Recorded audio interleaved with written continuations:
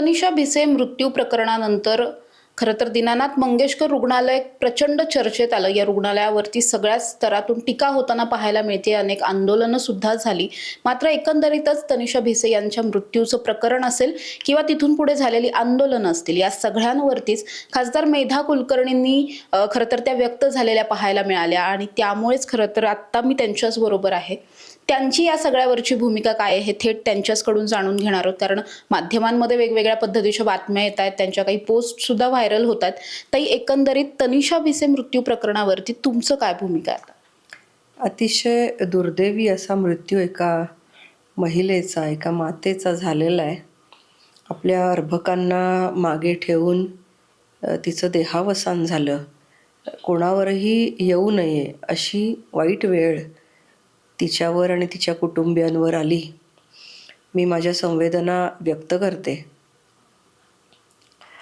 प्रामुख्याने ज्या हॉस्पिटलचा, डॉक्टरांचा आणि प्रशासनाचा संबंध या केसमध्ये होता आणि ज्या ज्या हॉस्पिटल्सचा होता त्या सगळ्यांची चौकशी झाली पाहिजे.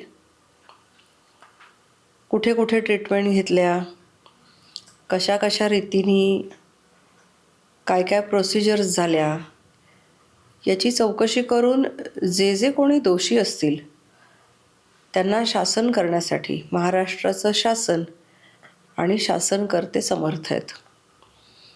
आणि त्यांच्या न्यायनिवाड्यावर माझा विश्वास आहे आणि महाराष्ट्राच्या जनतेचा विश्वास आहे. माझा मुद्दा हा माझ्या पक्षातल्या महिला मोर्चाच्या काही पदाधिकाऱ्यांशी संबंधित तेवढ्या पुरता होता की ज्या व्यक्तीचा संबंधच नाही अशा ठिकाणी जाऊन केलेला धिंगाणा हा निंदेस पात्र ठरलेला आहे. आम्ही सुद्धा आंदोलनं केली, कोणाच्या घरी आंदोलनं केली नाहीत. आणि ज्यांचा या विषयात संबंधच नाही अशांच्या तर घरी अशी आंदोलनं आणि धिंगाणे करूच नयेत या मताची मी आहे.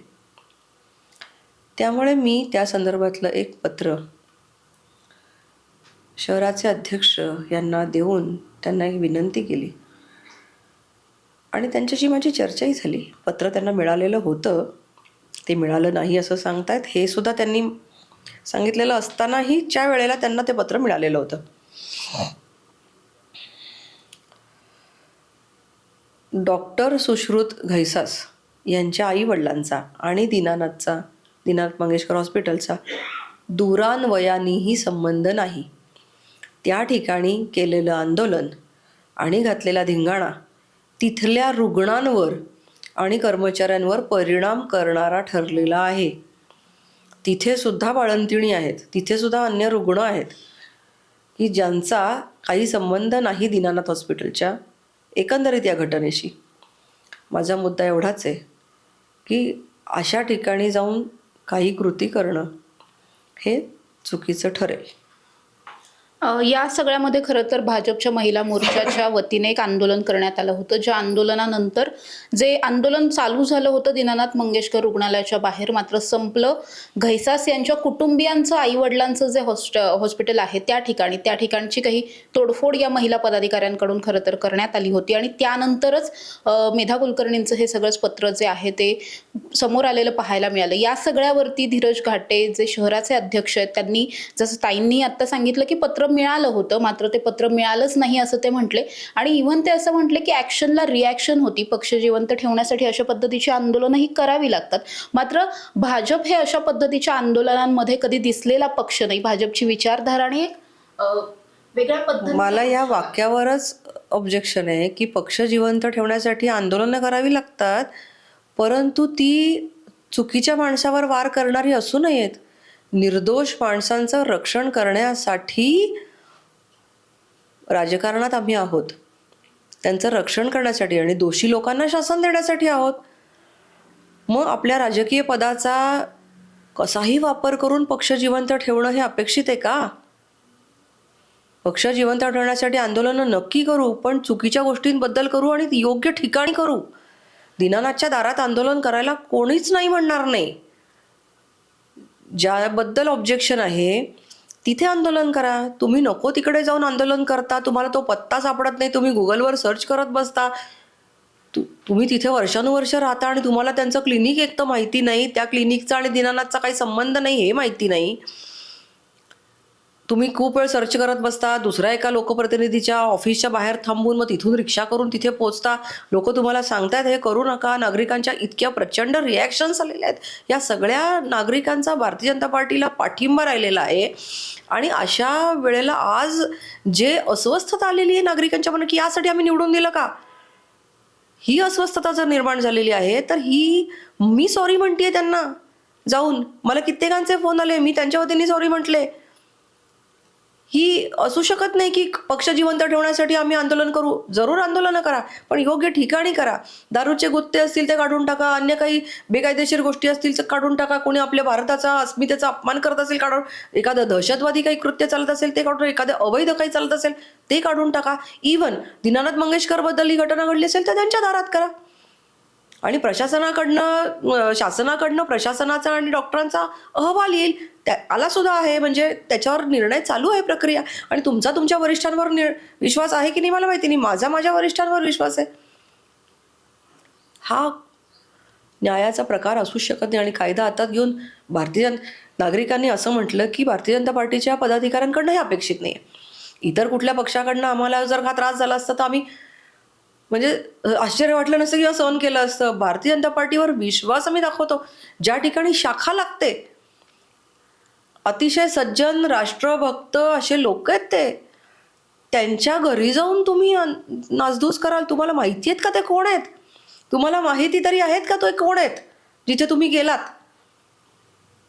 हा माझा ताईंना प्रश्न आहे. आणि शहराच्या अध्यक्षांना हा प्रश्न की तुम्हाला विचारून त्यांनी हे आंदोलन केलं का, आम्ही तिथे जाऊ का? हे दोन्ही प्रश्न आहेत. ताई, ज्या भाजपला आतापर्यंत प्रचंड विचारधारेवरती आणि एका एकनिष्ठ पद्धतीने चालणारा हा पक्ष म्हणून जो भाजप ओळखला जातो, त्या भाजपला आता कुठेतरी स्टंटबाजी करणारे कार्यकर्ते जास्त झालेत भाजपमध्ये असं वाटतात या सगळ्यांनी. माननीय आमच्या वरिष्ठ नेत्यांनी योग्य ती दखल या विषयाची घेतली आहे आणि नक्कीच याच्यावर योग्य इलाजही केला जाईल. उडदा माझी काळे गोरे असतातच, परंतु हे स्वच्छता अभियान आणि आचारसंहिता सगळ्यांना लागू करण्याविषयीचं मला खात्री आहे की ह्या सगळ्या गोष्टींवर पक्षश्रेष्ठी नक्की दखल घेतील. मी वरिष्ठांशी बोलले आहे, पुढेही बोलणार आहे. नक्की हा विषय दखल घेण्या इतकाच आहे आणि दखल घेतली जाईल. ताई, तुम्ही सुद्धा महिला पदाधिकारी म्हणून अनेक वर्ष काम केलं, अनेकदा तुम्हाला बऱ्याचदा डावललं सुद्धा गेलं, अन्याय सुद्धा झाला. मात्र त्या सगळ्यात सुद्धा मेधा कुलकर्णी प्रचंड शांत आणि संयमी नेत्या म्हणून प्रत्येकच वेळेस समोर आलेल्या पाहायला मिळाल्या. तुम्ही म्हटलात की अर्ध्या हळकुंडाने पिवळे झालेले हे काही कार्यकर्ते आहेत. अशा पद्धतीच्या थोड्याशा उथळ स्वभावाच्या कार्यकर्त्यांना तुम्ही तुमच्या स्वभावातले एखादे गुण सांगू इच्छिता किंवा काय सांगू इच्छिता? नाही, मी काय फार मोठी नेता नाही, मी आजही कार्यकर्ती आहे. पक्षनिष्ठा आणि विचारांची निष्ठा ही कायम बाळगून आहे. मला एक असं वाटतं, मी एक उदाहरण सांगते. ज्या वेळेला स्वातंत्र्यवीर सावरकरांविषयी अपशब्द वापरण्याच्या संदर्भामध्ये डॉक्टर कुमार सप्तर्षी यांच्या विरोधात आम्ही खूप आंदोलन केली. त्यावेळेला शासनाकडे आंदोलन केली, वेगळ्या शासकीय निर्णयांबद्दल आंदोलन केली. एक फक्त उदाहरण सांगते की डॉक्टर सप्तर्षी यांच्या विरोधात आम्ही आंदोलन करत असताना त्यांचा मला फोन आला की मेधा, तू माझ्या घरी येणार आहेस का आणि आम्हाला काही दगाफटका होईल का किंवा मारणार आहात का वगैरे. मी त्यांना आश्वासन दिलं की आम्ही कोणाच्याही घरी जाऊन आंदोलन करत नाही.